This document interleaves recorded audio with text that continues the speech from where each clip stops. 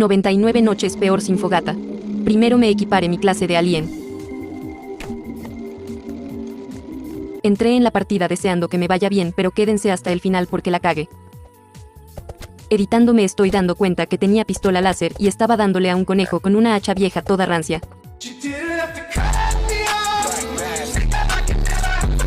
Estaba talando madera para la artesanía.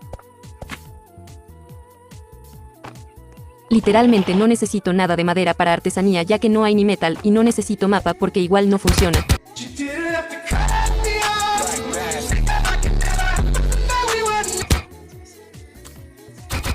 Necesito mucha comida.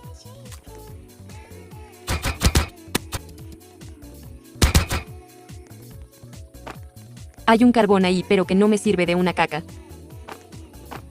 Mi refugio será este arbolito.